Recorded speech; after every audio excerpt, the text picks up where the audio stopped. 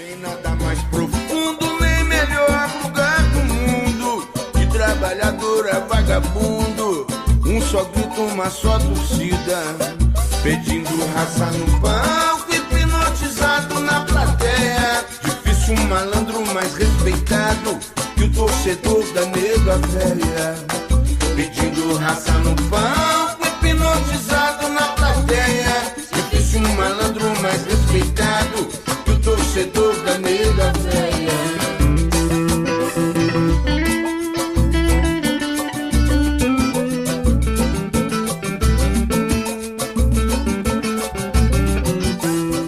Fala galera, tá começando mais um MacaCast, o podcast da torcida Ponte Pretana, episódio especial como sempre, e hoje vamos falar da eliminação da Ponte Preta contra o Palmeiras, a macaca que acabou perdendo por 1-0 no Allianz Parque na semifinal e está fora do Campeonato Paulista, fora propriamente dito, da final do Campeonato Paulista, final que vai ser disputada entre Palmeiras e Corinthians. Antes de chamar os meus convidados nesta mesa virtual, deixa eu mandar aqui um abraço a todo mundo que interagiu conosco no Instagram do MacaCast. Se você não segue, siga lá no Instagram, @MacaCast1, @MacaCast1, mas se você pesquisar lá por MacaCast, você já vai encontrar aí o nosso perfil para acompanhar todas as informações da Ponte Preta e também de episódios aqui do podcast da torcida Ponte Pretana. E também um pedido e uma dica para você que quer ajudar o podcast a se firmar, a também ter equipamentos, enfim, coisas do tipo. Entre no Apoie-se, apoie.se/ajude o MacaCast, apoie.se/ajude o MacaCast. Nós já temos, inclusive, os 2 últimos apoiadores, né? Ah, João, é pouco. Cara, qualquer um já tá bom demais. O Cláudio ajudou aqui o MacaCast. Muito obrigado ao Cláudio pela ajuda.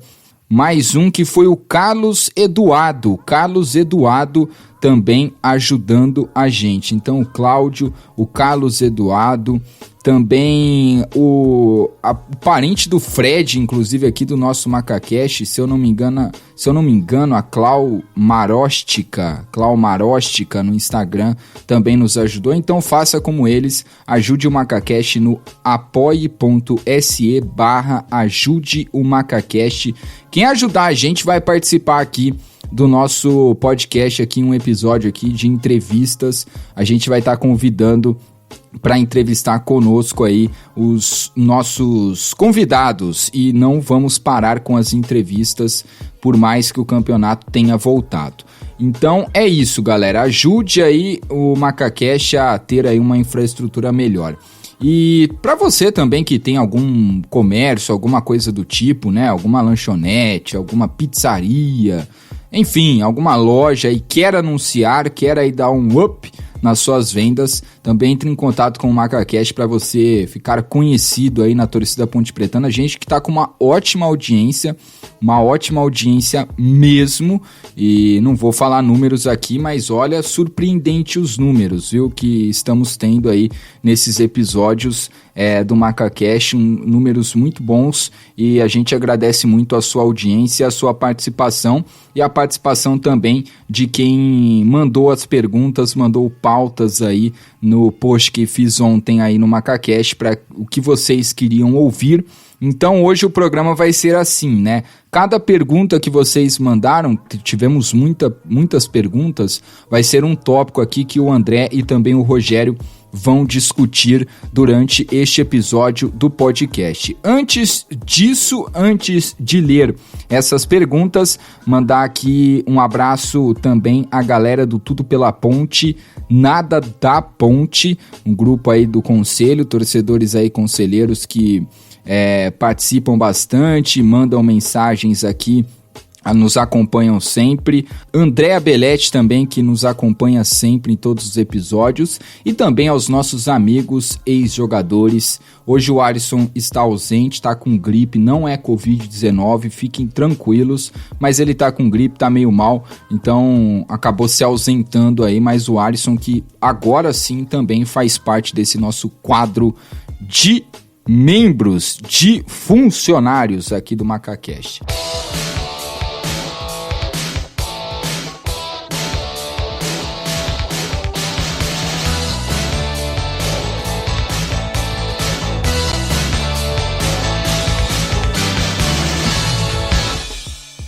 Na mesa virtual hoje, André Salles. Tudo bem, André? Bem-vindo ao MacaCast mais uma vez. Fala, Joãozinho. Muito obrigado, cara. Prazer estar falando contigo. Um abraço pro Rogério e um abraço pros ouvintes. Rogério, tudo bem? Rogério Amaral. Tudo bem, meu querido? Bem-vindo ao MacaCast mais uma vez. Fala, João. Obrigado pelo convite. Fala, André, tudo bem? Você foi humilde quando disse que o número de acesso estava bombando, hein? Tem episódio aí que, somando todos os acessos de todos os portais aí, tá batendo mais de 2.500 acessos, né? Sim, Então a audiência tá bastante expressiva, hein? E só reforçando, nós somos funcionários não remunerados. Exato, exato. Voluntários, pode-se dizer. Exatamente. Voluntários da Ponte Preta. Na Ponte Preta. Exatamente, voluntários da Ponte Preta. Bom, e falando em Ponte Preta, a Macaca, como eu disse, perdeu ontem domingo, né? Estamos gravando aqui na segunda-feira, perdeu para o Palmeiras por 1-0. Então, eu postei aí, né, no Instagram do MacaCast, o que a galera queria ouvir aqui no podcast. Vamos lá, então, cada pergunta aqui, né, se tiver mais de uma pergunta igual, né, sobre o mesmo tema, vai entrar tudo em um tópico. Então, o Pelato12 no Instagram mandou mensagem, o Rafael Virginelli, o Samuca, o Lucas, o Gabriel, o Gui, a Clau Maróchica também nos parabenizando, o Gabriel Alfredo, o Iago, o Ian Bonfim, o Danilo, muita gente mesmo. Eu vou tentar ler de alguns aqui, mas eu tenho certeza que uma pergunta vai valer pelo menos aí por umas 10 que mandaram. Então deixa eu ver aqui, começar pela do Samuca Fidelis, e também do Rafael Virginelli. Os dois fazem praticamente a mesma pergunta. E o Gui Augusto também. Cuidado praticamente. Com esses nomes aí, hein, João? Verdade. Praticamente a mesma pergunta. O Samuca, o Brigatti de fato melhorou o time ou só um momento favorável? O Rafael, essa reta final resgatou um sentimento que há tempos não sentia com a Macaca. E o Gui Augusto pergunta quais os erros e acertos desse Paulistão para aprender e melhorar no restante da temporada. Então é isso, Proco, começando por você. Vamos começar primeiro aí no assunto reta final, né, do campeonato. Aliás, vamos começar na pergunta do Gui, depois a gente fala do Brigatti da reta final, começando pelo início, né, do Campeonato Paulista. Quais os erros e acertos desse Paulistão para aprender e melhorar no restante da temporada, Proco? Então, Joãozinho, eu acho que, acima de tudo, a campanha desse Campeonato Paulista, ela mostrou muito claramente os erros e acertos, né? É uma coisa que pensando positivamente, pode até ajudar para a sequência aí do campeonato, para outras até temporadas da Ponte. Ficou muito claro, às vezes você acaba se decepcionando com alguma coisa que veio acontecer na temporada e não sabe muito bem onde errou e qual foi o problema. No caso da Ponte, nesse Paulistão ficou muito, muito claro onde aconteceram os erros, inclusive em quais datas esses erros aconteceram, quais os motivos e também os acertos. Eu acho que o principal erro, ele acaba inevitavelmente passando pelas mãos do Gustavo Bueno, né? Na montagem do elenco, quando a gente aqui criticou bastante, apesar de ter um pessoal que achou que a gente não criticou, não sei se não acompanha a gente direito, mas que a gente criticou bastante aqui as contratações, que a gente achou... eu até gostei de alguns nomes, por exemplo, do Bruno Rodrigues eu elogiei, o do Apodi eu também elogiei no começo da temporada, mas um absurdo para mim foi ter deixado 2 vagas de inscrição em aberto, né? Isso para mim é inadmissível. Então a gente criticou bastante isso e a gente percebeu que isso fez falta, porque quando é óbvio que depois da paralisação por conta da pandemia do Covid-19, as regras de inscrição mudaram um pouco, mas chegando um ou outro jogador ali, os únicos dois que puderam chegar e jogar foi o Moisés e o Osman. Como isso melhorou, né? Então acho que o principal ponto aí tá na montagem do time e que vem lá de trás, né? Eu acho que esse erro começou no final de 2019 na manutenção do Gustavo Bueno no departamento de futebol, que eu acho até que era muito difícil que ele seria demitido, mas principalmente na manutenção do Gilson Kleina, que já vinha fazendo um trabalho que não era satisfatório. Ele foi mantido e ele que armou basicamente o time de confiança dele, que deu para ver que era um time muito ruim, que não jogava do jeito que ele gosta de jogar.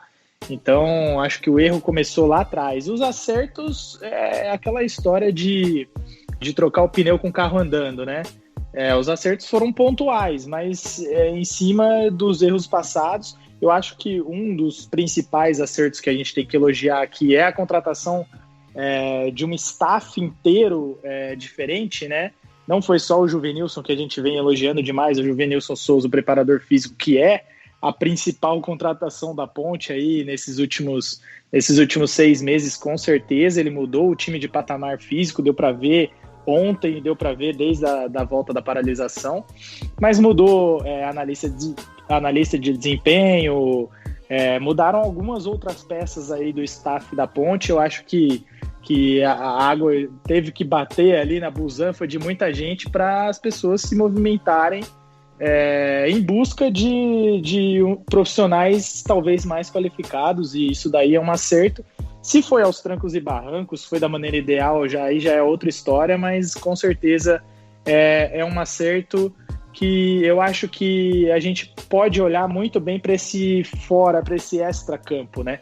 Porque dentro de campo as coisas aconteceram negativamente no começo do ano e positivamente agora, já na pós-paralisação, com muita influência do extracampo. E é por isso que eu escolhi esses tópicos para citar. Tá certo. Rogério, os erros e acertos da Ponte Preta nesse Campeonato Paulista, claro que é um campeonato diferente, né, por conta de toda a situação que o mundo vem vivendo por conta da pandemia da Covid-19.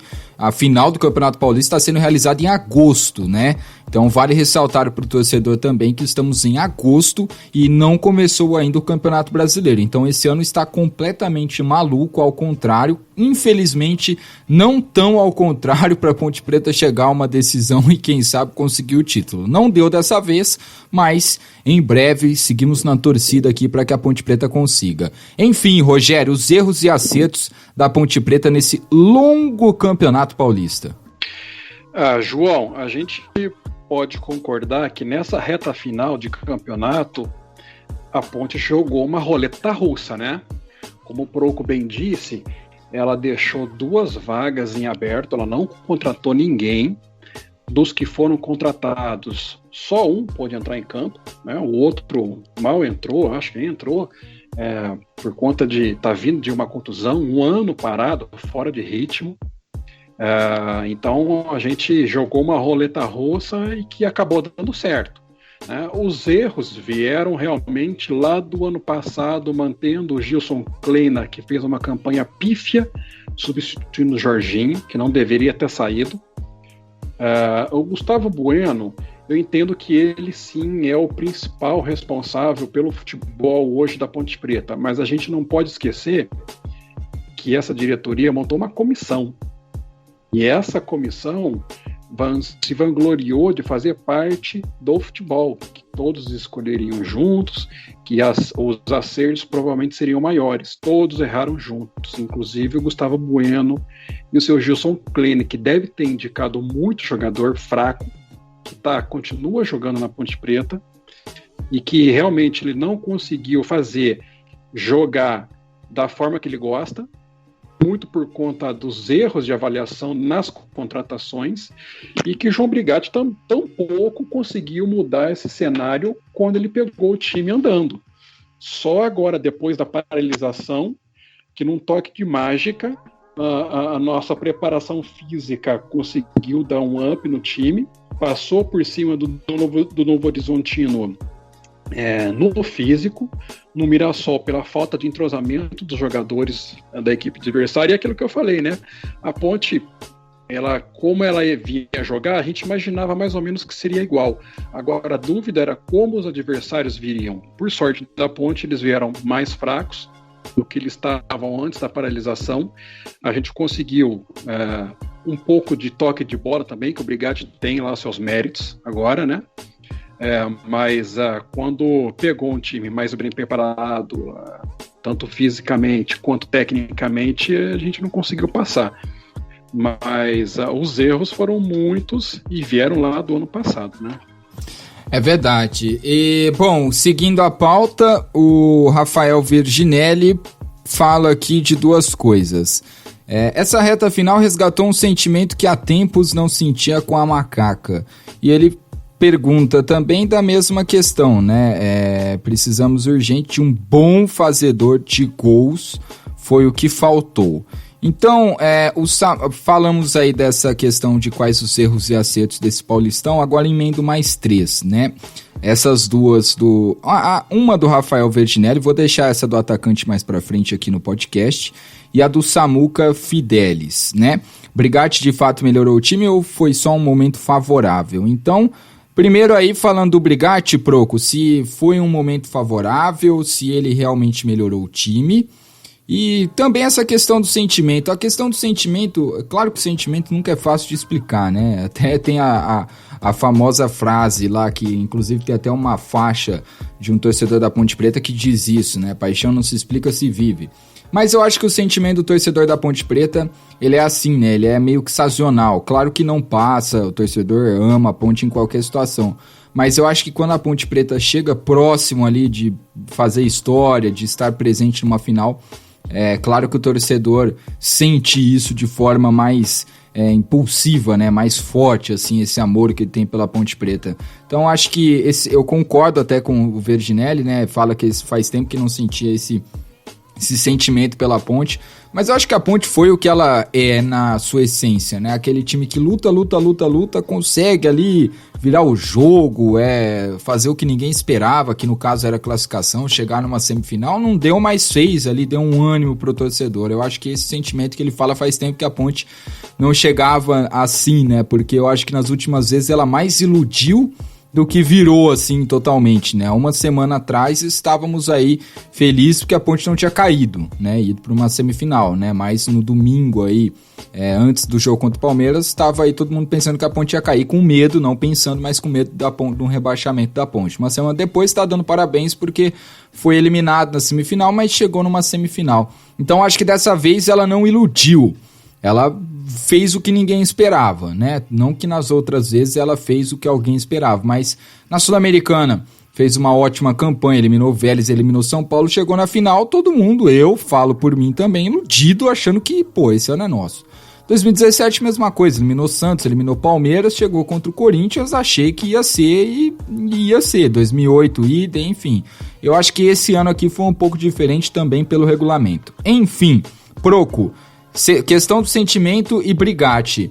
Depois da pandemia, a Ponte só perdeu agora contra o Palmeiras. Foi só um momento favorável, aquele momento que quando um técnico novo chega tem aí um gás de 3, 4 jogos, ou ele realmente melhorou o time e tirou leite de pedra? João, só um detalhe antes de responder as perguntas, eu acho que a questão da ilusão acaba sendo natural, viu? Porque aconteceu também nessa fase agora, nessa semana, eu vi bastante gente iludidaça, viu? Mas acho que eu isso faz tava parte também, do torcedor. Eu também não tava, mas eu vi bastante gente que tava assim. Eu acho que faz parte, não só do torcedor da Ponte, mas no torcedor de futebol em geral, né? A gente se empolga muito, deixa muito o coração falar, e é natural de qualquer torcedor, não só do nosso. O torcedor de São Paulo, por exemplo, tava iludidaço achando que ia ser campeão paulista tranquilo com o Diniz, né? E vocês viram o que aconteceu. Normal. Eu acho, para responder essas duas perguntas, eu acho até que eu consigo fazer um paralelo entre elas, né? Do Rafael e do Samuca, né? O Rafael falou do sentimento de ponte pretanismo e tal. que ficou muito aflorado agora, e do Brigatti. Pô, são duas coisas que para mim estão completamente intercaladas, né? Interligadas.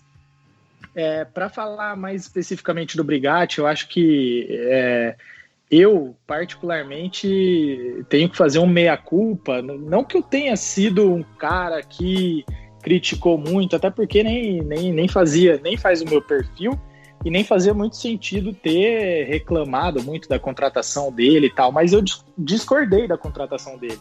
E fui bem claro nisso. Não sei se o Brigatti me conhece, mas eu morava no mesmo prédio dele e às vezes eu ficava meio, será que ele sabe quem eu sou? Será que ele viu que eu discordei da contratação dele e tal? Agora eu até mudei de prédio, mas eu fui contra a contratação do Brigatti. Eu critiquei muito ele depois, principalmente depois do derby, né? Eu acho que é o que ficou mais dolorido na gente. Eu vi muitas críticas a ele, eu vi muitas críticas e foi quando eu descobri mais de perto o trabalho do Basílio, que é o auxiliar dele. Muita gente falou que foi por causa do Basílio, as alterações que ele fez e as alterações surtiram um efeito negativo no jogo, a gente nem precisa contar muito detalhadamente, mas nessa paralisação, muito do que eu ouvi do Brigatti e muito até do que eu falei era de falta de confiança do torcedor ponte-pretano no trabalho dele. E, cara, calou a boca não só minha, como da maioria aí gritante dos torcedores ponte-pretanos, com um trabalho muito bem feito, com um time que, como eu já falei aqui, teve o auxílio de 2 peças a mais, né, do Moisés e do Osman, que o Osman jogou muito pouco, então foi praticamente só o Moisés a mais do time, que vinha jogando muito mal, mas era disparado o pior time do campeonato até então. Para um time com inteligência, com sabedor das suas limitações, vertical e vencedor, né? Porque conseguiu vencer os jogos em que se propôs, ganhou do Santos mandando e desmandando no jogo lá na Vila Belmiro, jogou super bem contra o Palmeiras, quer dizer, super bem não, mas deu jogo contra o Palmeiras, que era uma coisa que também, imagina se a gente, antes da paralisação, imaginava que isso poderia acontecer, né? De jeito nenhum. Então, é muito mérito do Brigatti, da sua comissão técnica inteira, do Juvenilson aqui, que eu já falei também.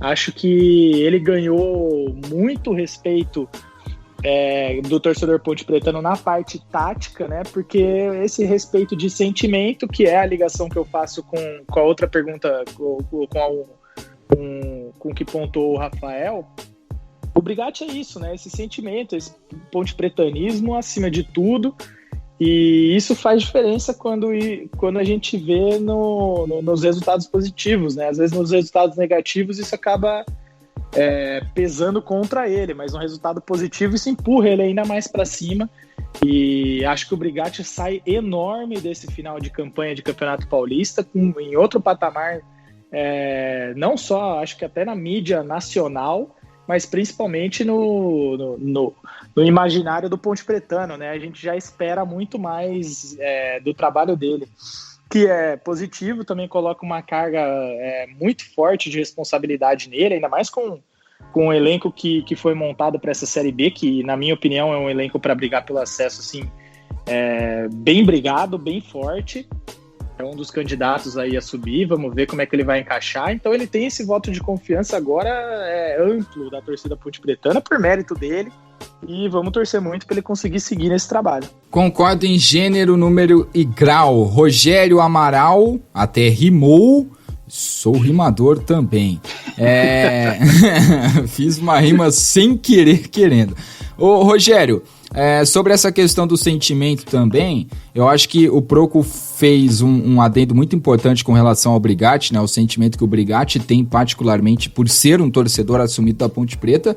E também eu coloco um outro fator, Rogério, não sei se você concorda comigo, mas a situação do último jogo antes da paralisação ser o derby, a Ponte ter perdido, passado 4 meses aí, lembrando do derby, volta todo mundo achando que estava sendo rebaixada, volta, consegue aí a ressurreição praticamente, né? Consegue se ressurgir aí das cinzas e consegue chegar até a semifinal, enquanto o Guarani fica de fora. Então tem essa situação também da própria rivalidade que pode ter contribuído um pouquinho para esse lado sentimental do torcedor. Falar um pouco mais alto, Rogério, concorda ou discorda? Concordo, João. A relação ao sentimento que o torcedor pontepretano sentiu nessa reta final de Campeonato Paulista, num dos nossos episódios atrás, o Eberlin reclamou comigo, falou, você tá com seu caderninho aberto, só tá falando aqui comigo, perguntando essas coisas, né? E eu, coincidentemente, eu não tenho um caderninho, mas eu anotei aqui no meu papel, aqui do lado aqui, ó, 2 sentimentos que eu gostaria de falar. Que eu pelo menos senti nessa reta final. O primeiro, óbvio, que é o mais próximo, é a tristeza de ter perdido a oportunidade de jogar mais uma final de campeonato, né? Mas passado o jogo, com a cabeça um pouco mais fria, o sentimento que a mim é mais presente é o de alívio, porque a gente escapou, cara, do maior vexame dos últimos 20 anos que a gente estava correndo. Então eu acho que o sentimento mais latente hoje, em mim pelo menos, é aquele alívio, sabe? De conseguimos sair de um atoleiro que a gente estava até o nariz enfiado nele, demos uma volta por cima, aquilo que o Proco falou, conseguimos jogar aí mais ou menos de igual com o Palmeiras, que para mim é o 3º melhor elenco do Brasil hoje, atrás de Flamengo e Atlético Mineiro, que montou um baita de um time também para disputar. Mas os jogos, por exemplo, contra o Santos, a gente mandou no jogo, pelo menos até a hora da expulsão, era mais difícil, mas depois a gente mandou no jogo com autoridade. Se o jogador do Santos foi expulso, o problema é dele.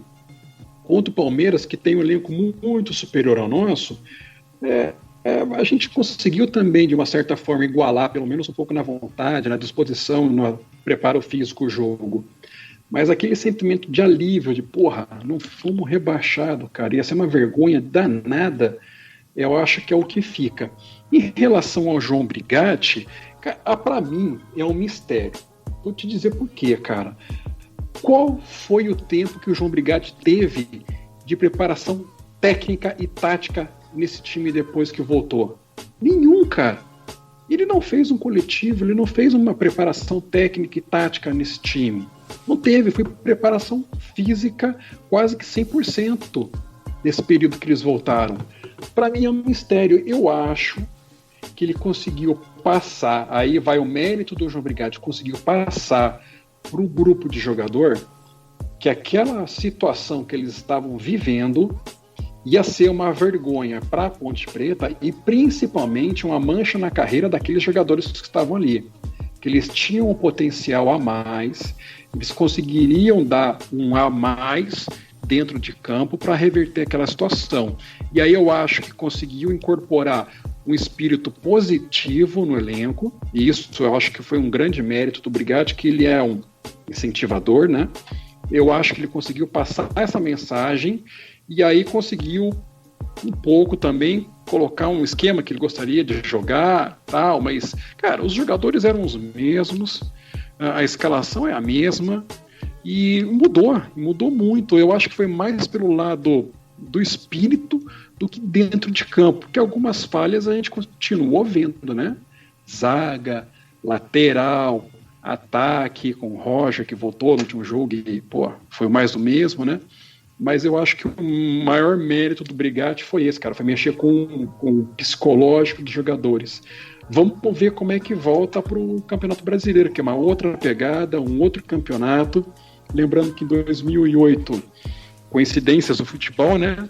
Também era um ex-goleiro nosso, técnico no Campeonato Paulista, o Sérgio Guedes, lembram, né?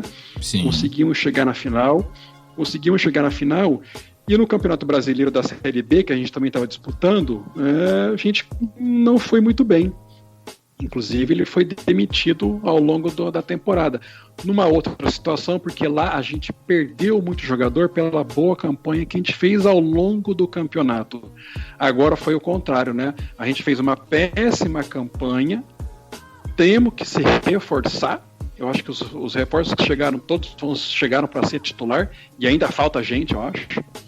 Mas o Brigatti agora sim, no Campeonato Brasileiro da Série B, vai poder mostrar o valor dele dentro de campo, tecnicamente e taticamente.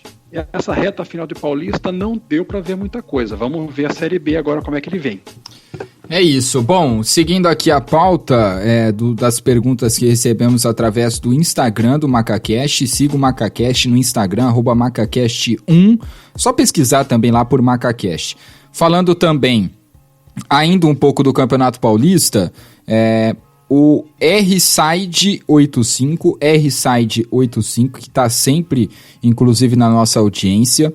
Também o Lucas com 2 Cs, .vm, Lucas com 2 Cs, .vm _ e o Gabriel Alfredo 94, Gabriel Alfredo 94. Ambos fazem aqui praticamente perguntas interligadas. Primeiro, Gabriel Alfredo, ainda tem espaço para o Roger no elenco? Para mim está muito desgastado, então tópico 1, Roger. O RSide85, quais jogadores estará na lista de dispensa? Quais jogadores estarão aí na lista de dispensa da Ponte Preta, se é que vai ter? Mais uma questão pro potinho da discussão. E o Lucas.vm, jogador como Zanocelo não deveria começar jogando, mas sim o Bruno Reis. A diferença é enorme. Então vamos começar aí, Proco. Primeiro, sobre quais jogadores você não contaria se você fosse dirigente para a Série B, para o restante dessa temporada, que vai durar até o ano que vem. E a questão Roger eu deixo para depois. Primeiro, jogadores que você não contaria, porque o Roger eu tenho certeza que vai gerar uma discussão só. Olha, João, essa lista de dispensa que você até citou, caso houver, ela vai existir, tá?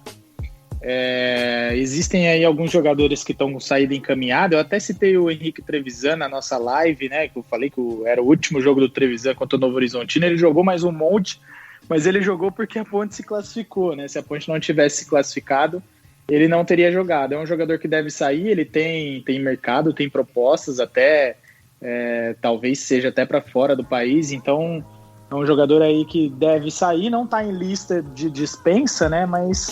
Mas não deve ficar. Eu imagino que com a chegada do Hernandes, algum dos laterais esquerdos deva rodar aí, como o Lazzaroni está jogando, deve sobrar para o Yuri. Na zaga também deve ter mais saídas. Eu falei da lateral antes, mas devia ter terminado aqui o setor de zaga, né? Eu acho que o Kleber dificilmente vai ficar. A Ponte trouxe 2 zagueiros na parada, né? Trouxe o Ryan e o Luizão. Então o Kleber, por ter o maior salário dentre esses zagueiros, um dos maiores salários do time, e não tá jogando, e muita gente reclama, não lá dentro da Ponte, né? Não sei como é que tá lá dentro, mas muitos dos torcedores reclamam do sobrepeso do Kleber, que às vezes ele parece que não tá no mesmo grau que todo mundo. Então eu acho também que a Ponte pode tentar se desfazer do Kleber. Cara, eu não contaria com o Matheus Alexandre pro restante. Deus também me já livre. mostrou que não dá para ser titular. Não dá nem para ajudar no banco. Tem o Apodi, tem o Jefferson. Eu ainda acho que a Ponte tem que contratar mais um lateral direito, tá faltando, porque esses outros que eu falei, o Apodi tem seus pontos positivos, mas na defesa ele tá deixando muito a desejar, então seria de bom grado uma contratação na lateral direita. Mas seguindo com a lista de dispensa, não sei, cara, será que mais alguém pra frente deve sair? Talvez com a chegada de 2 volantes não tenha mais espaço para o Darnley, né? Mas é um jogador que a Ponte, se for se livrar, é por empréstimo, porque é um jogador da base. Não sei. Acho que o Felipe Saraiva também já saiu. Esse com certeza estaria na barca. Tá sondado, inclusive, pelo rival. Pois sondado pelo rival. Não ligo, pode ir, não me importo. Acho que é isso, mais ou menos isso. E aí, Rogério, lista de dispensas, se você fosse o diretor da Ponte Preta, quem você contaria? Com quem você não contaria para essa sequência aí da temporada, no caso para a Série B? João, Proco, olha o tamanho do prejuízo financeiro que a montagem desse elenco causa à Ponte Preta, hein? Se você imaginar... Né? Pô, normal, claro, né? Agora, se você imaginar que se você for dispensar um atleta, você vai ter que pagar o contrato dele até o final, olha o tamanho do prejuízo. A não ser que esses atletas que eu concordo com todos que eles falaram, que ele falou, a não ser que esses atletas consigam se encaixar em outros elencos, que eu acho difícil pela campanha que a Ponte fez, muitos desses aí estão numa baixa, você dificilmente vai conseguir dispensá-los. Porque vamos pensar o seguinte, o Campeonato Brasileiro vai voltar agora, vai ter muito jogo truncado em cima do outro, né? Vai precisar de um elenco grande. Por pior que tenham feito atuações horríveis durante o Campeonato Paulista, vai ter muita suspensão, vai ter muita contusão, vão poder substituir 5 atletas por jogo. Se a gente for dispensar muita gente também, o elenco fica pequeno para esse campeonato que vai chegar. Então, pode ser que lá na frente a gente tenha que contratar mais gente ainda, porque de repente um atleta se contunde, fica aí 4, 5, 10 rodadas fora, a gente vai contar com quem? É difícil, né? Então, pela péssima montagem do elenco lá na frente, a gente vai sofrer agora. Eu acho que dificilmente vão dispensar muitos atletas. Talvez o Kleber. Agora, quem vai contratar o Kleber? Me responde. Quem vai querer contar com o futebol dele? Ninguém, cara. E a Ponte vai dispensar ele e vai ter que pagar até o final do ano um cara que nem tá no time. Puta, cara, é difícil, viu? Agora, por mim, dispensaria... Dessa forma aí, se for pra pagar o salário dele até o final do ano, deixa o cara aí, né? Então, pois é. Por mim, eu dispensaria no mínimo uns 10 jogadores aí desse elenco. Agora, quem é que vai continuar pagando? Para onde eles vão? Se você fizer... Teve um atacante agora, esqueci o nome dele, recente, que foi pro Paysandu, se eu não me engano, né? Numa troca dessa, ok. Daí ele vai, a Ponte rescinde, não tem mais que pagar nada, ele vai lá jogar em outro clube. Se esses atletas que a gente falou o nome agora conseguirem se encaixar em outros elencos, ótimo, pode ir. Se não, fica aí, vai fazer o quê? Bom, agora falando do Roger, que é um assunto aí exclusivo, que a gente tem que até falar separado, eu acho que a torcida tá rachada com relação a esse assunto, né? O Gabriel fala aqui que pergunta se o Roger ainda tem espaço no elenco e que para ele tá muito desgastado. Tem torcedores que não querem a saída do Roger, que acham ele importante, e tem os torcedores que não aguentam mais o Roger. Particularmente, emitindo a minha opinião aqui, eu acho que o Roger deveria ficar justamente por isso que o Rogério acabou de dizer, né? Que o campeonato vai ser um campeonato longo, 38 rodadas, apertado por conta do calendário, vai durar até o ano que vem, então vão ser muitos jogos, né? A Ponte Preta que vai viajar aí, por exemplo... não está confirmado ainda o jogo contra o Afogados da Engazeira, mas provavelmente a Ponte vai jogar numa quarta ou quinta-feira em Afogados da Engazeira, no Pernambuco, depois joga no sábado contra o Sampaio Correia em São Luís do Maranhão, depois joga em Curitiba. Então é um tour pelo Brasil que a Ponte Preta vai fazer, e isso desgasta muito. Inclusive ontem, quem ouviu a coletiva aí do Brigatti, depois do jogo contra o Palmeiras, ouviu ele falando que o jogo contra o Santos desgastou bastante, porque a Ponte chegou praticamente 6 horas da manhã em Campinas. Confesso que eu fiquei me perguntando o porquê a Ponte chegou 6 horas da manhã em Campinas. Mas depois eu fiquei fazendo algumas contas, tem questão de pós-jogo, demora ali umas 2 horas para o time sair do estádio, e aí mais 3 horas para subir a serra, chegar em Campinas, mais meia horinha porque o ônibus anda mais devagar, então tá explicado. Então é normal chegar esse horário aí porque o jogo foi tarde. Mas desgasta, então Roger, André Salles, minha opinião tinha que ficar. E para você? Pô, a gente vai falar todo episódio do Roger, né, cara? Impressionante, ele é assunto em todos os episódios, mas não tem como ser diferente, ele é uma figura realmente ímpar, né? Eu só queria frisar primeiro um comentário meu sobre o que o Rogério muito bem citou, sobre essa Série B vai ser muito encavalada, pode ser que a Ponte vá mais longe ainda do que a próxima fase, do que já está encaminhado na Copa do Brasil, então realmente... o ideal seria não se desfazer de muitos jogadores, mas tem alguns jogadores aí que não tem condição de jogar, nem caso seja a última opção. É melhor até botar algum jogador de base do que jogar com o Matheus Alexandre, que é da base, por exemplo, mas que já tá acertado com o Corinthians, devolve pro Corinthians e fala, ó, se vira aí, não sei o que vocês vão fazer com ele, mas aqui não, é uma opção. O Yuri, ele estava jogando Série A no passado, então ele é um cara que não deve ter um salário baixo. Tá chegando o Hernandes, o Lazzaroni deu uma recuperada nessas últimas rodadas aí, então alguns jogadores bem pontuais que a gente tem que tomar muito cuidado. E do setor de meio campo para frente é contar com todo mundo mesmo. Eu sei que não deve ser nada fácil essa ginástica aí financeira que os times vão ter que fazer, mas a Ponte, se ela quiser subir, eu acho que ela se reforçou pensando em subir e também tem que tomar muito cuidado com os nomes de quem vai manter no elenco ou não. Por exemplo, o tal do Vander também, que veio por empréstimo, praticamente não jogou e não vai jogar mais, né? Pô, manda o cara de volta pro Cruzeiro e pronto, e chega. Até lembrei do nome dele aqui depois. Mas falando do Roger, cara, eu acho que o principal ponto da manutenção ou não do Roger no elenco é porque não tem outro à altura, infelizmente. Talvez quando o Osman entrar em forma, ele possa ser um jogador até para tomar uma vaga ou de segundo atacante, ou de beirada que ele sabe jogar, ou até de centroavante que ele também sabe jogar ali naquela posição. No momento, o Osman não é esse cara, ele não tem condição física para isso.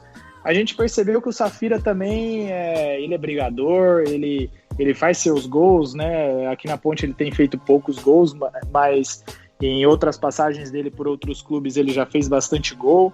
É um jogador que pode dar essa opção, mas ainda é menos fazedor de gol do que o Roger. Então fica muito difícil a gente se livrar do cara. Eu tenho aqui as minhas ressalvas quanto ao Roger, falo dele em todo o podcast também. Até citei, conversando com o Alisson no nosso episódio passado, que ele reclama demais. E eu achei maravilhoso que o Ivan tenha continuado com a braçadeira de capitão, mesmo com o Roger voltando para a titularidade. Eu acho importante isso para o Ivan, eu acho muito importante isso para o elenco, para o time que estava fechado ali, jogando sem o Roger, conseguiu o objetivo de escapar do rebaixamento. E eu acho isso muito importante para o Roger dar uma baixada na bolinha dele, porque, cara, ele não é mais o principal jogador do time, chegou a ser até o principal líder ali emotivo, psicológico do time, mas não é mais, não é o principal jogador do time em campo, não é mais o Ivan, hoje é esse cara. Então eu acho que pro Roger ele tem que entender um pouquinho mais o papel dele, de que ele não é mais o ator principal, ele tem que ser o coadjuvante. E se ele entender isso, se ele parar de reclamar um pouco, se ele jogar um pouquinho mais de bola, se ele se concentrar mais dentro do jogo, dentro do que está acontecendo em campo e na bola, ele tem totais condições de se recuperar futebolisticamente, porque agora, cara, você pensa, ele estava jogando num time que não estava arrumado, não estava azeitado. Agora esse time já está muito mais bem arrumado, bem posicionado, sabendo o que está fazendo em campo, com padrão de jogo, com Camilo e João Paulo no meio campo. Porra, que atacante que não quer jogar sendo municiado por esses caras, né? Ele tem uma oportunidade aí gigantesca de dar uma volta por cima, e numa Série B um cara desse pode ajudar bastante. Eu entendo todas as ressalvas que o torcedor ponte-pretano tem com ele, eu também tenho, mas acho que no momento a gente não pode abrir mão desse tipo de jogador e também, assim como foi dado um voto de confiança pro Brigatti, que deu a volta por cima, acho que o Roger também tem essa capacidade, e não tem muito mais o que fazer, botar o cara em campo e vamos ver se ele faz mais gol do que fica impedido. E aí, Rogério, Roger, pra ti, fica, não fica, tem que ir, tem espaço, não tem? Como é que você analisa a situação do Roger no atual elenco da Ponte Preta? Ô João, até comentando um pouquinho antes do Roger, que o Proco falou do Ivan, porra, como é gostoso ver um jogador daquele nível atuando com a camisa da macaca, né, cara? Porra, que prazer ver um jogador de altíssimo nível com o manto sagrado, cara, sendo capitão do time, e ainda quando ele sai de campo, vai dar entrevista, é um cara centrado, cara, calmo, você vê que ele fala bem. Porra, cara, como é gostoso ver um atleta desse com a camisa da Ponte, né, cara? Quem dera a gente tivesse mais Ivans no time da Ponte, mas enfim. Cara, sobre o Roger, Eu não tenho a menor dúvida que ele tem que ficar no elenco da Ponte Preta. Se a gente imaginar que ele é o artilheiro da Ponte, no passado ele foi um dos principais artilheiros também do time e do campeonato, e ainda mais jogando uma Série B, que o nível nem é tão alto assim, ele vai se destacar. Agora, cabe entender como é que o João Brigatti vai querer jogar com esse time. Porque se ele quiser mobilidade na frente, o Roger não é esse atacante. Hoje em dia ele está jogando para... Sempre foi, né?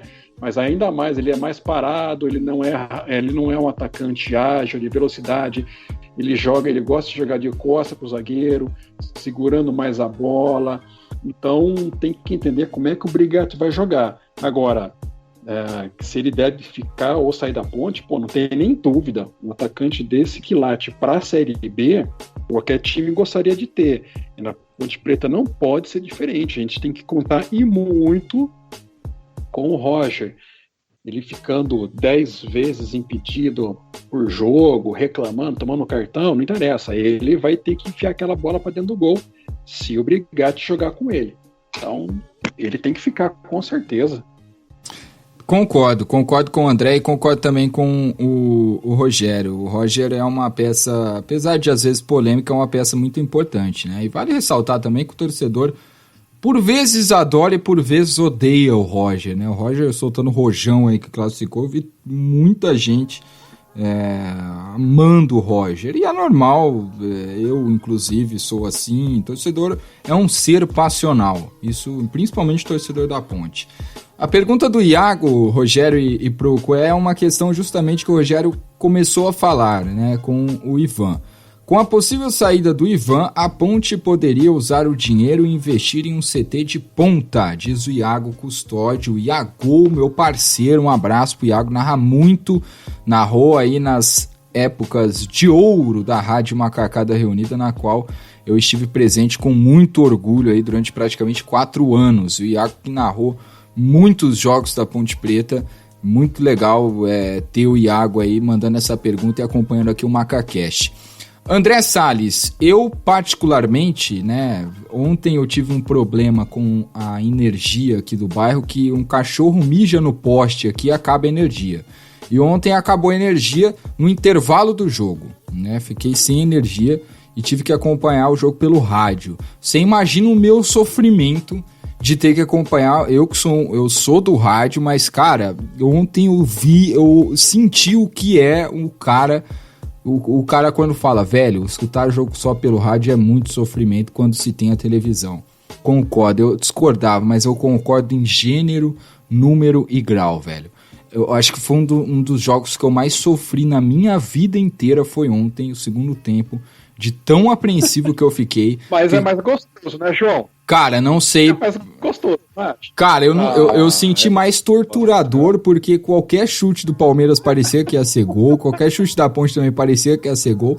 E pelo que eu ouvi, não assisti ainda o segundo tempo da Ponte, mas pelo que eu ouvi, o Ivan deve ter valorizado no mínimo uns 50 milhões de reais depois do que ele fez ontem, porque pelo que estão falando e pelas defesas que eu assisti depois, o cara pegou demais. Então é um fato, o Tiãozinho até chegou a falar aqui no MacaCast que o Ivan é muito sondado, é difícil segurar o Ivan. Falou, inclusive, em 5 milhões de euros, inclusive tornou o MacaCast algo nacional, saímos na primeira página do Globo Esporte por conta dessa entrevista. O Tiãozinho praticamente revelou, assim, depois de muito tempo, um valor que estima, assim, pelo Ivan. Então, 5 milhões de euros é a base, o que dá cerca de 30 milhões de reais. O Ivan deve sair. Questão é, o que fazer com esse dinheiro? Se é que ele vai sair, quando é que ele vai sair? Eu acho que ele fica até o final do ano, mas não tenho garantia de nada, não tenho informação de nada, é palpite, mas eu acho que ele fica. E eu acho que 5 milhões de euros, ao mesmo tempo que antes dessa pandemia, 5 milhões de euros era muito pouco pelo cacife do Ivan. Agora, depois dessa pandemia que o real foi derretido, né, que o euro agora já era bem caro, agora tá mais salgado, já é alguma coisa assim de se pensar, Proco. Você que mexe bastante com cotação, o Rogério também mexe bastante com cotação. O Ivan tem essa chance de sair, falou muito sim no Barcelona. Então, se você acha que ele sai, sobre o Ivan e também o que fazer com esse dinheiro, se você concorda aí com a opinião do Iago em construir um CT de ponta, como fez o Mirassol.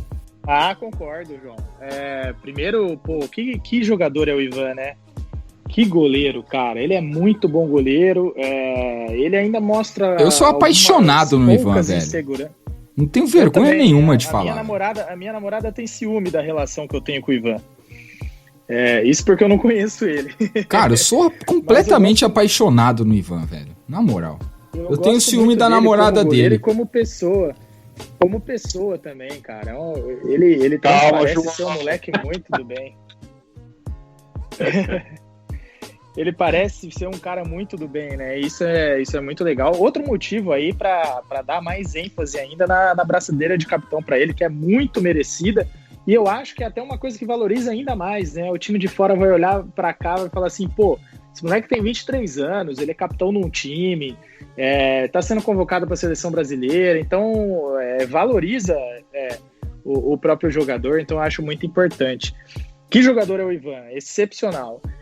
Sobre a questão do dinheiro nele, tem algumas questões aí pra gente falar. Primeiro de tudo, realmente o euro hoje tá mais do que R$6, né? E aí a gente consegue, em cima disso, vender por qualquer mixaria para um time da Europa, porque 5 milhões de euros para um time grande da Europa é troco de pinga. E fazer muito dinheiro aqui pra gente, né? Aqui pra nossa casa. Não adianta a gente querer comparar também as negociações que a Ponte faz com a que o São Paulo faz, por exemplo. Aí a gente também tem que colocar na balança de que muitos dos jogadores aí têm dupla cidadania. O Ivan parece que estava correndo atrás para tirar dele, mas ainda não tem informação certinha aqui, mas eu acho que ele não tem. Goleiro é menos valorizado, ele já tem 23 anos, muita gente, né, vai para a Europa ainda mais cedo. Enfim, tem alguns pontos aí, mas eu acho particularmente que se a Ponte conseguir atingir esses 5 milhões de euros para a Ponte, seria um valor muito interessante. O que tem aí no meio? Da mesma forma que aconteceu e a gente viu na prática na negociação do Camilo, o Ivan também tem aí eu não sei qual que é certinha a porcentagem, gira entre 10% e 20%, que também foi rifado aí pela gestão passada da diretoria da Ponte, de que estava precisando de dinheiro de qualquer maneira, não tinha o Carnielli ali para ajudar, né, que era o natural que normalmente acontece, e acabou rifando pedaços de jogadores como garantia de empréstimo. Isso daí com o Camilo, isso com o Ivan e com alguns outros jogadores. O Xavier foi pro Corinthians, enfim, um monte de jogador foi pro Corinthians. E infelizmente tem um pedaço aí que já não vai ser da Ponte, né? Então eu acho que a Ponte tem que basear algumas coisas na negociação.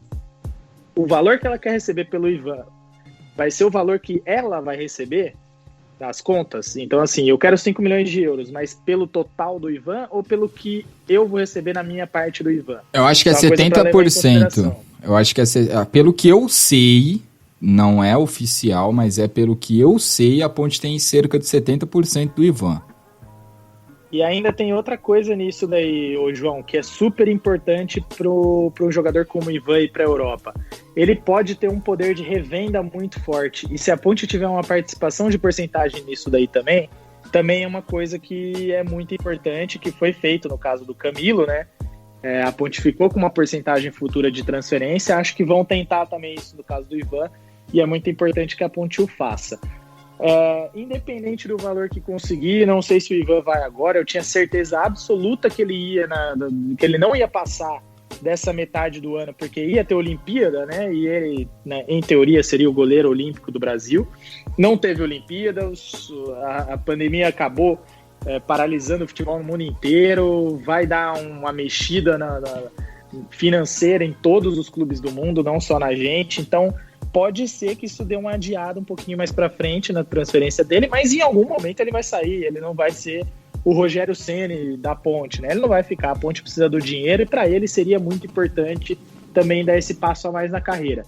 Concordo plenamente com o Iago de que isso deveria ser totalmente, se não 100%, boa parte, investido em um CT, um centro de formação de atletas, que seria um CT junto com a base e também uma estrutura ali de concentração, coisa que os times grandes no Brasil praticamente todos já têm, ou se não têm, estão em construção, né? Os do Rio que saíram um pouquinho atrás também estão correndo atrás desse prejuízo. Isso é uma coisa ultra necessária para a Ponte, e eu espero do fundo do meu coração que essa diretoria tenha aí nas contas deles, ou no business plan que eles...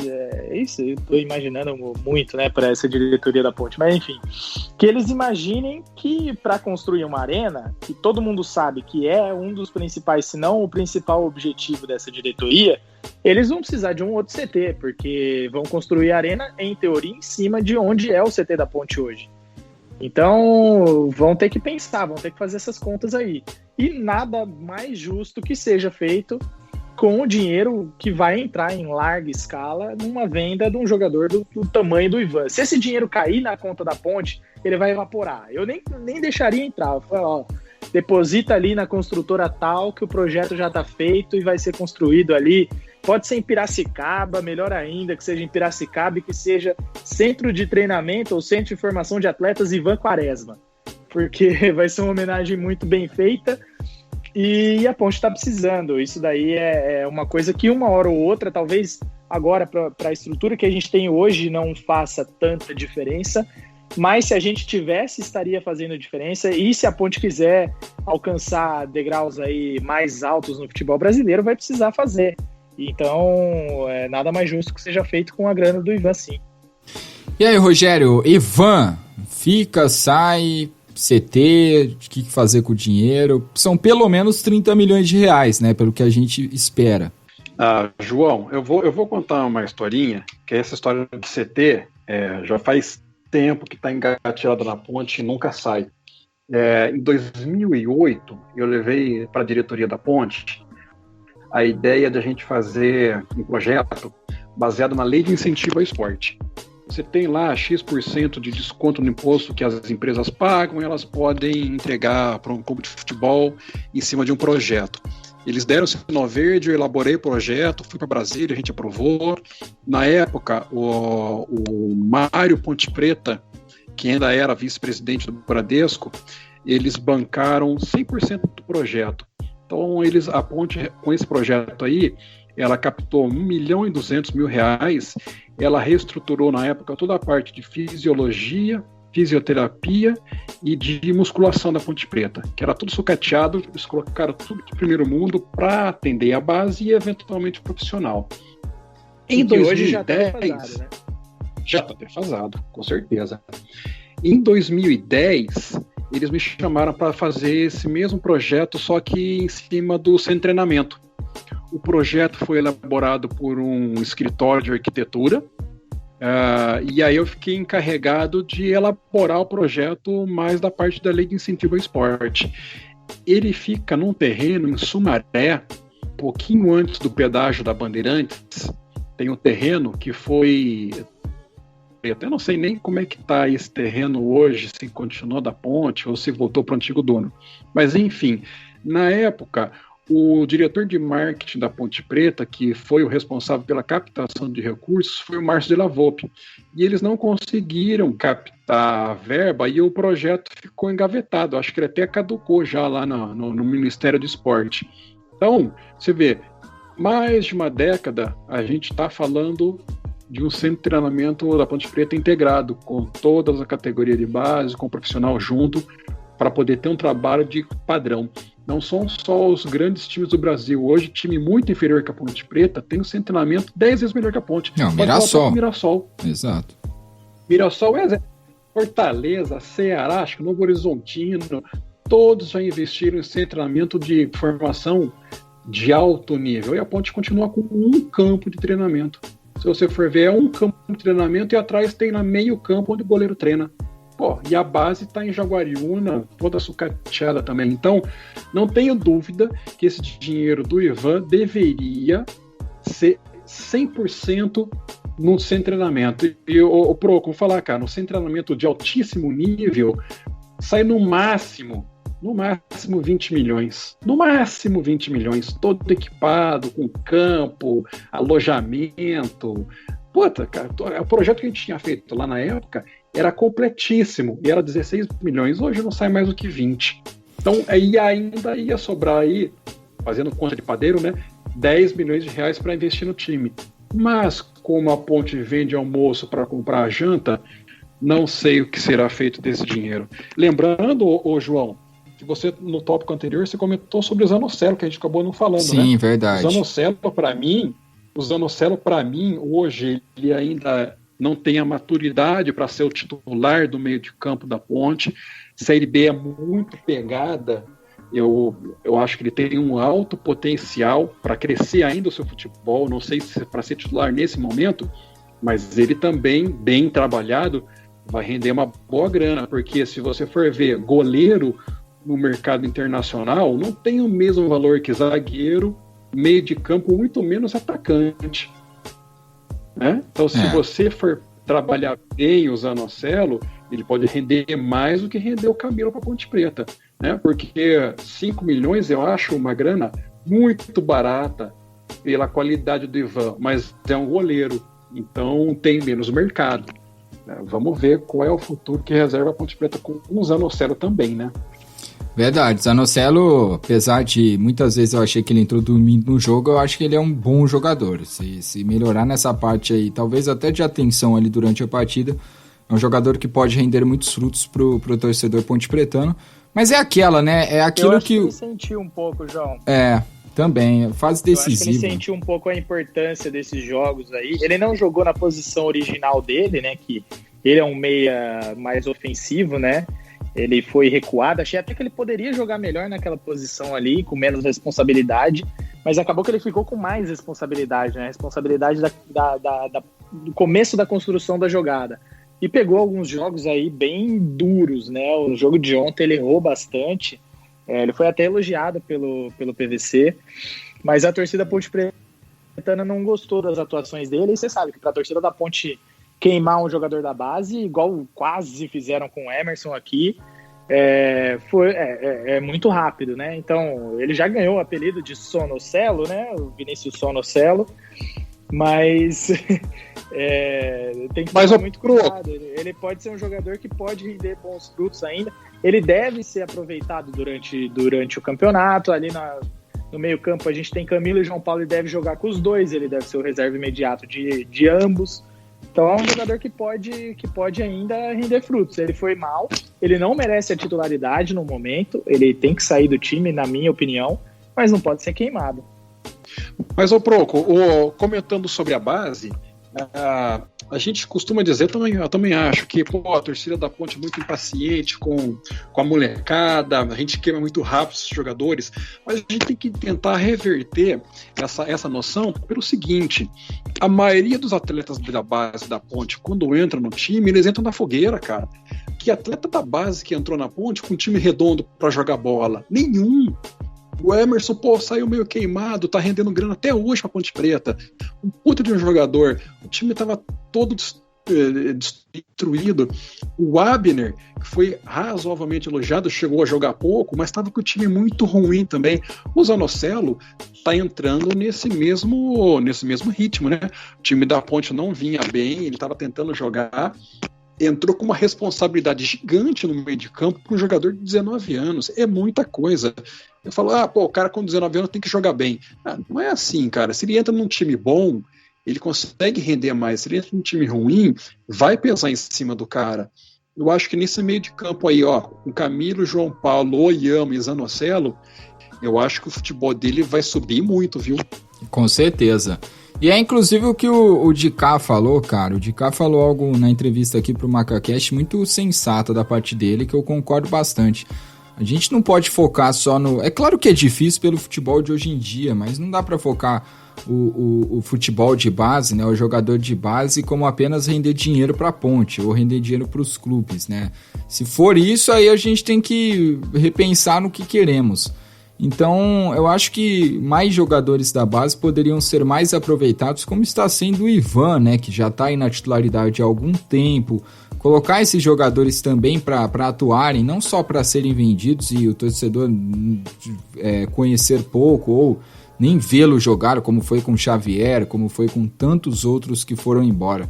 Então também tem essa situação também com relação à base. Para finalizar aqui, as perguntas de Série B que mandaram aqui no @ do MacaCast, a gente vai gravar um outro episódio antes da partida contra o América Mineiro para falar especificamente de Série B, porque senão ia ficar um episódio muito longo, galera, então a gente preferiu separar, né, fazer um rescaldo aí desse Campeonato Paulista, e aí sim, antes do jogo contra a equipe do América Mineiro, lá pela quinta-feira, sexta-feira, já tá no ar aí um episódio falando especificamente da Série B e desse jogo contra o América Mineiro. Você já tá com seu time escalado aí, João? Não tenho noção ainda do time que eu escalaria, mas...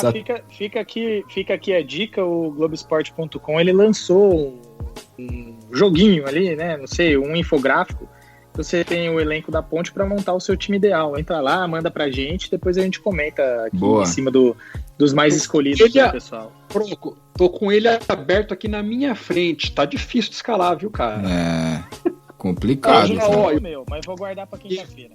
E já vou dar um spoiler aqui. A nossa lateral direita tá um Deus nos acuda. Porra, cara, não tem como dobrar a marcação com Jefferson e Apodi. Não tem como brigar. Dobrar a marcação com... Essa direita... o gol do Palmeiras, cara... Como é que foi nas costas da lateral direita? A Apodi chegou na bola todo torto, deu um corte com a perna esquerda pro meio da intermediária da Ponte, pegou o jogador do Palmeiras livrinho, o cara chutou, contou com o desvio do zagueiro, ok, eu até acho que o Ivan ia defender aquela bola com facilidade, mas a lateral direita da Ponte, meu Deus do céu, temos que arrumar urgente. Cara, dobrar a marcação com Apodi e Jefferson é dobrar o sofrimento do torcedor, né? Tudo bem que o Jefferson ontem o Jefferson deu um chapéu dentro da grande área, rapaz, que eu lembrei de cada um de vocês, do Rogério e do Proco, que metem o pau no Jefferson. E eu falei, o cara é bom, deu um chapéu, parecia o Puyol. Lembra do derby? Que lado da defesa da Ponte que a gente tomou um vareio no segundo tempo e perdeu o jogo? Foi no lado direito. Naquela ocasião, o Jefferson já estava tomando um banho de bola, o Brigatti colocou o Apodi na lateral, avançou um pouco o Jefferson para ver se conseguia fechar aquele lado. Deu tudo errado. Aí nesse restinho agora de Campeonato Paulista deu um pouco certo, porque o Apodi entrou com um físico muito melhor do que ele entrou contra o Guarani. Porque lá ele estava voltando de lesão, muito tempo sem jogar. E agora nessa volta... Ele não tinha condição de jogo. Não tinha condição de jogo. Pois é, agora ele estava com um pouco de físico melhor e aí conseguiu segurar a onda. Mas pro Campeonato Brasileiro não tem condição aquela lateral ali não. Aquele lado com o Jefferson e Apodi não tem jeito, cara. Então, uma coisa que eu acho, realmente a lateral direita da Ponte está sofrível com o Jefferson, com o Apodi no setor defensivo. Já falei também que o Apodi tem seus méritos, né? Ele chega muito bem na linha de fundo. Mas quando ele falaram assim, por que não usa o Apodi na linha de frente então? Eu falei, porque ele jogou o Campeonato Paulista inteiro lá e foi um desastre também, né? Então, eu até coloquei, vou dar um spoiler aqui, eu coloquei o Apodi na minha lateral. Mas por que eu prefiro ele ao Jefferson? Porque ele tem um salário alto, que também acho que tem que ser aproveitado, porque a Ponte vai continuar pagando ele é melhor do que o Jefferson. E tem uma outra coisa, eu acho que na Série B ele não deve sofrer tanto quanto ele sofreu. Ele não... É óbvio que a gente jogou contra o Guarani lá embaixo, derby e tal, ele sofreu, mas ele tinha zero condição de jogo. No jogo contra o Santos, não vai ter Soteldo em time nenhum da Série B. No jogo contra o Palmeiras, ele tomou um baile, caiu de bunda numa caneta do William Bigode, não vai ter o William Bigode na Série B. Então eu acho que numa Série B, ele deve, pelo menos em tese, sofrer menos do que ele sofreu nessa reta final de Campeonato Paulista defensivamente. Colocaria alguém reforçando ali, tentaria contratar alguém para lateral, mas não vai ser tão fácil. Mas dá para você montar algum esquema. E o Brigatti foi inteligente em ter montado esse esquema. Não foi o ideal, mas foi um quebra-galho que serviu aí para livrar a gente do rebaixamento e levar até semifinal de campeonato. Ninguém imaginava. Eu acho que no jogo de ontem, A gente até comentou pouco do jogo, né? Mas eu acho que no jogo de ontem, uma coisa que influenciou bastante, ainda mais nisso, para piorar a situação da lateral esquerda da Ponte, da lateral direita, desculpa, é que um dos piores em campo para mim, que eu acho até que estava pior até sair o gol, depois ele melhorou um pouco, foi o Wellington Carvalho. E ele estava justamente fazendo a zaga pela direita.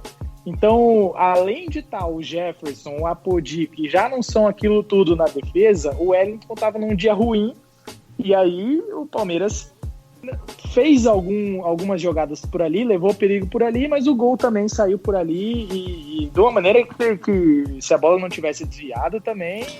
Gente, mas se aquela bola não tivesse entrado, outra iria entrar. Era quase que humanamente impossível a Ponte vencer o Palmeiras. Será? Claro. Eu acho, cara. O time do Palmeiras, cara, as 3 substituições que o Palmeiras fez na partida contra a Ponte pagam a folha salarial da Ponte. O Lucas Lima e o Bruno Henrique pagam a folha mensal da Ponte Preta, só pra você ter uma noção da disparidade da diferença. João, eu não queria o Lucas Lima aqui nem de graça. Não queria, mas só tô dizendo assim, da questão de valor. Eu também não queria, não gosto do futebol do Lucas Lima. O Bruno Henrique eu queria, mas só pra você ter uma noção. Então, tirando o Lucas Lima, só o Bruno Henrique paga aí praticamente metade da folha salarial da Ponte mensal. Então, eu acho muito difícil, cara. A Ponte chegou onde ninguém esperava chegar, que era uma semifinal de Campeonato Paulista. É claro que a gente ficou feliz, mas ninguém imaginava que a Ponte pudesse chegar numa semifinal de Campeonato Paulista e quase pra final. Eu acho que era muito difícil vencer o Palmeiras. Eu esperava uma vitória, torcia por uma vitória contra o Santos, porque era bem possível, por conta do que o Santos estava vivendo. Agora, enfrentar um Palmeiras com o time que o Palmeiras tem, com o time que a Ponte Preta tem, é difícil. Eu acho que a Ponte foi até aguerrida muito por conta do Brigatti, da sua preparação física. A Ponte lutou, guerreou, mas na questão de qualidade técnica, pelo menos para mim, ficou muito nítido a diferença dos dois times, da Ponte e do Palmeiras. Era uma diferença assim gritante, não é menosprezando a Ponte, mas é um fato. Felizmente é um fato, cara. O Palmeiras tem um time infinitamente melhor que o da Ponte por conta da questão financeira. Então eu acho que era muito difícil a Ponte conseguir a vitória para cima do Palmeiras, e foi guerreiro. Literalmente decidido em detalhes, né? Sim. No caso, um detalhe e o detalhe do detalhe, porque foi o erro do Apodi que terminou numa bola desviada. Então, e temos que temos que agradecer ao Travessão e ao Ivan também, né? Porque senão era o Palmeiras era para ter feito uns 4 ou 5. Mas aí do outro lado, o Palmeiras jogou defensivamente uma partida quase impecável, né? Eu consigo lembrar aqui de um lance do Felipe Melo, que ele erra um corte de cabeça, assim, no lançamento sensacional do João Paulo. De novo, esse cara joga muita bola, tá maluco.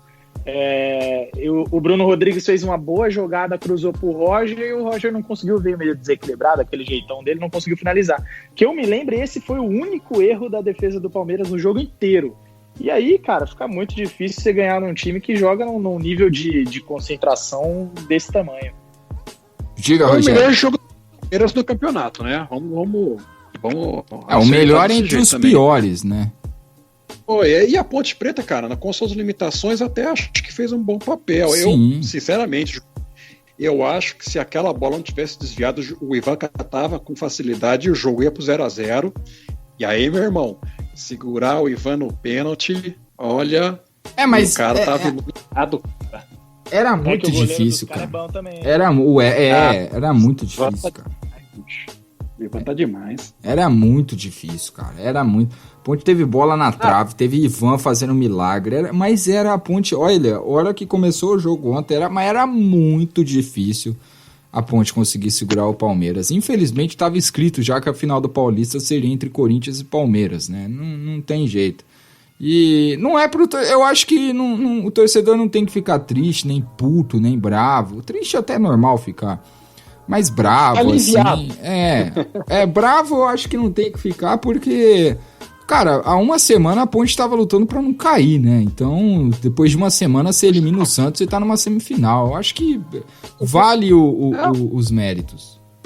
Eu acho assim, a Ponte, o torcedor tem que ficar bravo com a montagem desse elenco, né? Porra, tem que ficar muito bravo, muito puto da vida, porque foi uma montagem bizarra. Mas com o jogador, ô Rogério, mas eu acho também que com os jogadores também, cara, porque eu tenho muitas críticas ao Gustavo Bueno, não tenho por que defendê-lo, né? Eu tenho realmente muitas críticas ao Gustavo, mas quando as contratações foram feitas lá em janeiro, eu esperava muito de alguns atletas que ele contratou. Inclusive eu falava, pô, esse ano até que a Ponte tá montando um time bacaninha.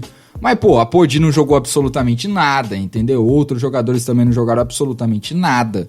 Então eu fiquei meio assim, pô, cara, também esperava muito dos atletas, né? Então eu acho que tem 80% de culpa do Bueno, mais uns 20% ali de, pô, cara, teve muito nego que chegou na Ponte que a gente esperava pelo menos um mínimo de futebol. O cara não jogou absolutamente nada, né? Não jogou, mas a gente tem que entender assim, o Gilson Kleina, que foi quem montou esse time junto com o Bueno, Tiãozinho, Vanderlei Pereira, Sérgio Carnielli, tá certo? Todos montaram juntos, formaram aquela comissão. O Gilson Kleina tem um jeito claro de jogar. Ele fecha o time na retranca e bota 2 caras para correr lá na frente. Ele sempre teve sucesso com um time assim. Quais foram os jogadores de velocidade que eles contrataram para sair correndo como em 2017 ele tinha o Potker de um lado e o Luca do outro? Saudades. Pois é, não tinha, cara. Eles montaram errado. Não foi só Bueno, o Gilson Kleina. E eu vou jogar com velocidade e zagueiro forte. Pô, a zaga da Ponte é uma peneira e não tem ninguém de velocidade no ataque. Montaram muito errado esse time. Eu acho que a Ponte agora sim, ela tá... Eu acho que foram boas contratações, né? Foram boas contratações aí durante essa paralisação.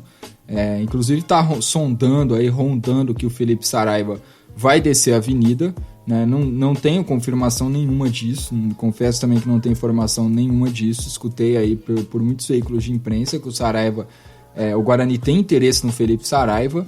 E, enfim, eu acho que também não vai fazer falta. Como o Proco disse, não vai fazer muita falta o Felipe Saraiva. E não sei, cara, talvez aí eu pensaria até numa troca aí com algum não sei se o Saraiva é 100% da Ponte, se ele tem detenção em algum outro clube, sei lá, cara, mas eu pensaria em negociar o Saraiva com algum jogador, empresta pra algum time e traz outro, entendeu? Ele tá sem contrato, né, João? Tá na justiça, né, mas eu acho que isso sim seria o ideal, cara. Se pra Ponte conseguir na justiça aí negociar, sei lá, pega o Saraiva e traz outro jogador, até mesmo do Guarani ou de outro time aí que tenha interesse no Saraiva, e traz outro jogador aí pra testar aqui na Ponte. Eu acho que seria uma boa nesse momento aqui também, e trazer justamente um jogador aí também de velocidade, coisas do tipo. Tá faltando velocidade no time, né? Tá faltando velocidade. Tudo bem que agora parece que tem uma velocidade assim um pouquinho maior do que estava tendo. Moisés, hein? O Moisés parece ser um bom jogador, cara. No tempo que entrou, jogou muita bola. Enfim, a gente vai falar mais de Série B no próximo episódio aqui do MacaCast, que deve sair na quinta-feira, para falar especificamente de Série B. Essa semana também a gente vai gravar com um entrevistado que jogou na Ponte, então fiquem atentos aí nas nossas redes sociais e você vai ficar aí por dentro de todas as novidades aqui do MacaCast. A gente vai ter entrevista, portanto, e também vai ter um episódio específico da Ponte Preta na Série B, e aí sim a gente vai responder as perguntas relacionadas à Série B.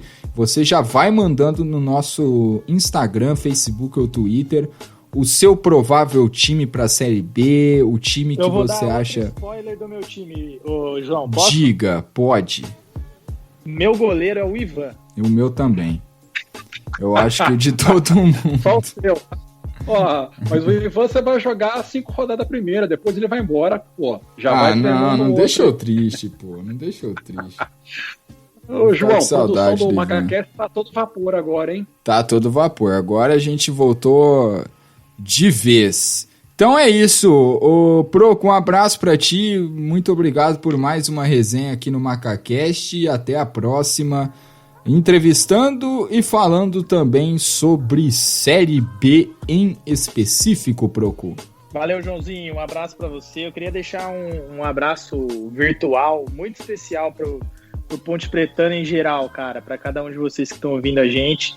Era um momento que eu gostaria muito de estar junto com a torcida da Ponte, nas arquibancadas, à frente do estádio, fazendo festa e tal, porque foi muito importante a gente ter conseguido fugir desse rebaixamento que já estava desenhado e colorido, porque tava muito na cara de que a gente ia ser rebaixado. A gente não só não foi rebaixado, não caiu, como classificou, fez bonito contra o Santos, e acho que a gente fez o que pôde, cara. Esse time fez o que pôde, chegou onde tinha que chegar, onde dava para chegar. Eu até falei no meu Twitter e falei no podcast passado, no episódio passado, que a gente tinha que entrar para esse jogo com um sorriso na cara e tinha que sair dele independente do que acontecesse, com um sorriso na cara. Ontem eu postei no Twitter que eu sorriso na cara, apesar de não estar mentir para vocês, mas estava tentando mentir para mim mesmo também, porque perder nunca é fácil, né? A gente quer ganhar, quer chegar numa final, quer tentar de novo disputar o título, ainda mais do jeito que foi, né? Até falei aqui, o detalhe do detalhe. Acho que a Ponte teve oportunidades de ir para a final, mas só de ter jogado esse jogo de igual para igual, uma transmissão muito legal, vale a pena dizer aqui, do Villani e do PVC, falando bem da Ponte, valorizando o que a gente fez no campeonato. Fiquei feliz, cara. Depois do jogo, dá um baquezinho, né? Eu tava jantando com a minha mina, ela falou, pô, você não tá legal, você não tá triste, você disse que tava de boa. Eu falei, não tô tão de boa assim, né? Mas hoje eu já tô mais aliviado, já tô pensando aí em coisas próximas e vamos ver o andamento do ano para ver se a gente consegue alguma coisa mais positiva ainda, que seria o acesso, quem sabe coisa maior na Série B. E tamo junto, um abraço ao Ponte Pretana, tenho certeza que ficou e tem que ficar mesmo orgulhoso desse time, do que ele fez nesses últimos jogos. Rogério, muito obrigado por mais um MacaCast e até a próxima. Valeu, João, obrigado. Como eu sempre gosto de frisar aqui, é muito bom poder conversar diretamente com o torcedor da Ponte sem intermediários. O Proco, na sua fala final, disse tudo. Vamos ver como é que fica agora a Série B do Brasileiro e vamos se cuidar, né, galera? Porque a Covid é real, ela é dura, é difícil e não escolhe quem tá de bobeira ou quem não tá. Então, vamos se proteger para proteger o próximo também. Bom, valeu, galera, um abraço e até a próxima. É isso, um abraço, Rogério, um abraço, Proco. Voltamos na próxima com mais um episódio do MacaCast, falando de Série B e também com um entrevistado mais do que especial. Um abraço, gente, até a próxima e se cuidem, usem máscara.